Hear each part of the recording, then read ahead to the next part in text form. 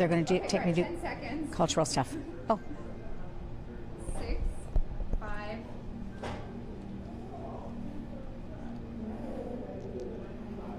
Okay, Facebook fans, you are in for a treat. Look who I was able to persuade to come with me on Facebook Live.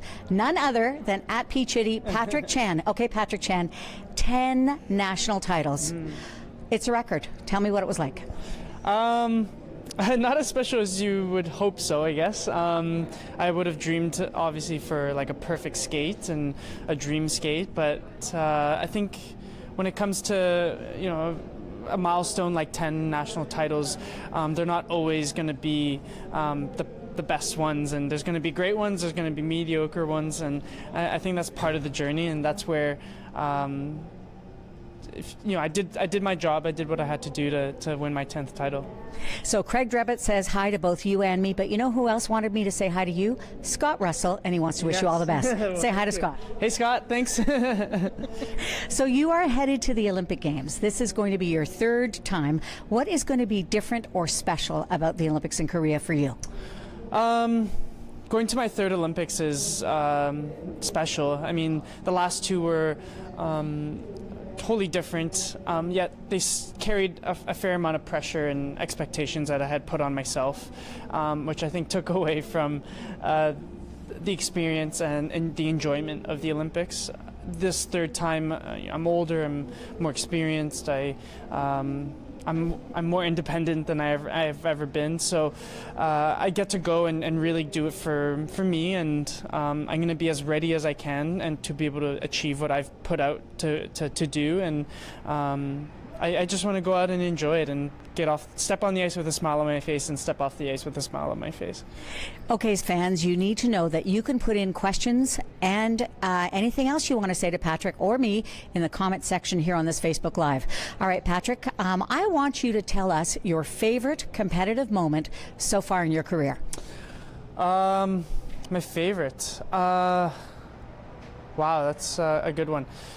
Probably winning my first world title in 2011 was a highlight. It's still one of those times that I look back on, and I was in my prime. I was young. I was nailing jumps that I'd never imagined I would be, and I was at the front of. I mean, I still am, but I was at the time really leading the pack in the men's field and creating, starting to chart my own history, and that's really cool. That's a cool position to be in, and it's put me in a position now that I can look back on such an amazing career and just take it all in and enjoy it, and go to a third Olympics with 3 world titles now behind my back, and it's given me so many opportunities, and I'm so fortunate to have done it all in Canada. Gay Foot says that you've got your mojo back, and when I was watching your free program yesterday, I said to a mutual friend that I thought that in the first part of the free skate you looked a little tentative, but then afterwards it looked to me like you refound the joy of skating. Tell me what that was like. You just looked like you were skating regardless of who was watching. Yeah, well, number one, I think the training has been really great the last 2 months. I really buckled down and found a new place to train, and really found a new motivation and drive to go in every day and push myself, so that when I did get here in Vancouver for Nationals, I was able to tell myself I can trust the training, I can trust my body to do what it has to do. Yes, there were still some little mistakes, but given the season I've had and having not competed as much as I have in the past, it's a process. So it's a stepping stone for the Olympics. Nancy Brown wants to know, what would you say to younger skaters? Stay relaxed. I think is number one, is not to get too overwhelmed with. Especially nowadays with all the social media and the accessibility to I guess, being a celebrity or being famous or being social media famous. Remember why you're doing it, and remember that it's part of the process. You're gonna have off days. Every year is different. Be able to adapt to your environment, and I think just always follow your gut and what feels right. And that's how I've gotten to where I am, is just not looking too far ahead, not planning too far ahead, just going week by week, then trusting kind of my heart, listening to myself, and doing what I want to a certain limit. Craig Drabbett wants to know, with all of the voices involved in figure skating, all of the people offering feedback, criticism, pressure, what are you doing to sort of drown out those voices, and is it more difficult now than it was, let's say, 5 years ago? Oh, definitely. With how accessible you can get as much information as you want, as many opinions as you want, just with a flick of your phone. So I've kind of made an effort to now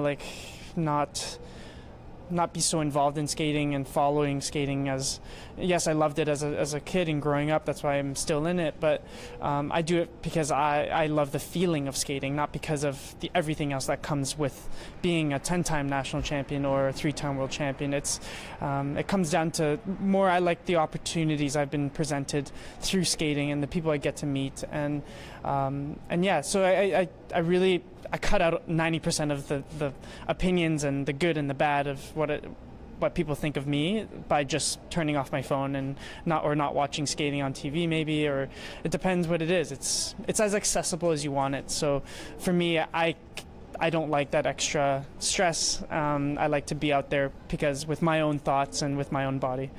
It's so interesting. Somebody said to me once, don't believe the bad things that people say about you, but don't believe the good things either. In other words, run your own race. Yeah. So what is your own race? My own race is to keep challenging myself every day. For example, looking at, yes, I won my 10th title, but yeah, but I still have a lot to do. I go back to training and take those little, like I learned things yesterday during my long program in front of the crowd. Like I learned things about my quad toe, I learned things about my axle. Like, so that's where those are when you can pay attention and narrow and look back and have that dialogue with yourself. You can really learn a lot, and I think in a moment, and with the season I've had this year, it's really important. I need to look at and pay attention to every single chance I get to be out on the ice in front of an audience and learn from that, because there's a lot to be learned. Ryan Haney wants to know, what are your goals for the Olympics? Getting the best results for the team event. I think that's the priority. I would love to skate both short and long programs. For the team event and the individual event, I think it would be a great experience just to have 2 shots to go and skate and kind of skate at the Olympics feeling like this is normal. Like I've been here before. I can overcome any challenge or any situation that might come up, because there's going to be some surprises. So I would love to just almost like master the Olympics and master the energy and the nervousness that surrounds the Olympics. That would be a good notch on my belt, just to know that I've mastered the craziness and the pandemonium that surrounds the Olympics. Terry Flint wants to say thank you for all that you've done for skating. I want you to take me back to 2014 in Sochi and that venue outside for the medal ceremony. What is it like to walk across that lonely stage to get a medal? It's like getting your diploma, like in high school when you're walking on the stage. It's you don't know where to look, you don't know what to say, you don't know what to think. You want to make this you want to take it all in, but it's happening so fast. So it really doesn't come down. That's why it doesn't come down to that moment of stepping on that podium. It's the moments that the process and kind of the friends that you meet and the challenges you've had and who the people were there when you had your lowest lows. That's where all those emotions kind of come back and makes you ponder on your history and how you got there. And the medal is just a bonus. It's easy for me to say, but it really is. Like, it's at the end of the day, you want to be proud of what you've done and proud of yourself. I want to know, Julie Huynh wants to know about your time in Vancouver, and I want to know if this is a true story that got given to me. Yeah. You have a baby face. Were you carded recently in Vancouver when you're trying to buy wine? Yeah.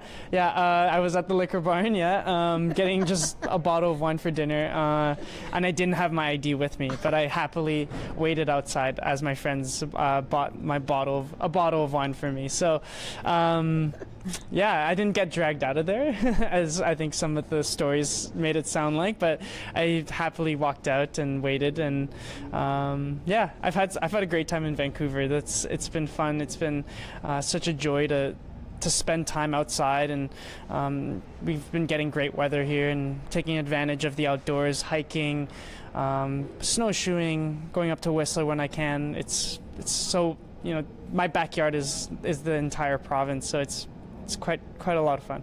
I have to tell you, it was a skating fan that was behind you in line that sent me that story and said you were so polite, and then said to the cashier after you left, "Do you not know who this guy is?" Anyway, we're glad you got your wine. Yeah, I'm glad to. So the biggest thing that maybe skating has taught you? Yeah. Wow. The biggest thing that skating has taught me, just to be patient, and I don't know. Yeah, like there's going to be so many challenges in your life, and I don't know, it's hard to not be general, but one thing I've learned, and especially in the last couple years, is that it's not to panic. Like people love to plan ahead and have It all laid out. have it all laid out, exactly a month ahead or 2 months ahead, a year ahead. But I would tell you 99% of the time that my plans never turned out to be what I planned them to be. And I've really just taken it, again, like my move to Vancouver wasn't because I had a coach here waiting to work with. It was just I followed my gut, and I asked myself, where do I want to be? Where is the one place, if I could go anywhere, that will make me happy and feel almost reconnected to myself and to just my life, have control over my life again, and not have skating ruling my life. And that's where I started. And then I spent time here in Vancouver, and then I felt like I wanted to train, and then I found my groups of coaches that were able to help me along the way, and to stay here in Vancouver and be able to train in a place that makes me happy. And that includes Ravi Walia. What does he bring to you? Wow, so much. Ravi and I have had a great relationship. The conversations we have nowadays as a coach and student is exactly the same conversation I had when he was just teaching Caitlin, and we were backstage a lot of the time at the same event, and we would just catch up. So it's very casual, very comfortable.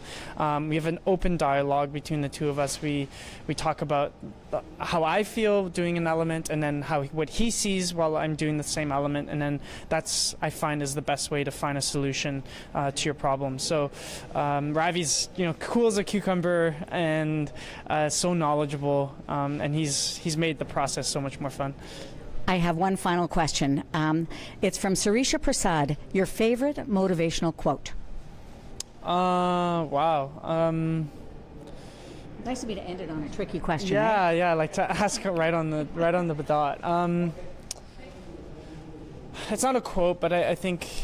Or philosophy, maybe. Yeah, philosophy. I think again, this national championships being my 10th, it makes me think about like Michael Jordan and the greats, and Michael Jordan missed more free throws than he made. So I think that's just shows you yes, it's okay to have really rough days and challenging days, but it's part of the process. And again, it goes back to what I've learned from skating, and it's patience and do your due diligence and take your time and don't lose, I guess, hope. And there's ways to get around the challenging times, and like I did. I think 2 months ago I thought I didn't want to skate anymore, and then now I've kind of found a way to train in a way that keeps it fresh and inspiring every day, just like I did when I won my first world title. So yeah, it's there's going to be ups and downs. Even the greats have it. Patrick Chan, skating is so much better for having you in it. Thank you so much for talking to me. Good luck in Korea. Pleasure. Thanks, PJ.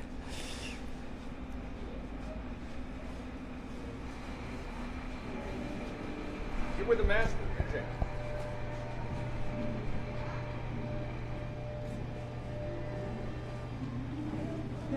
I got a great picture yesterday with your mother.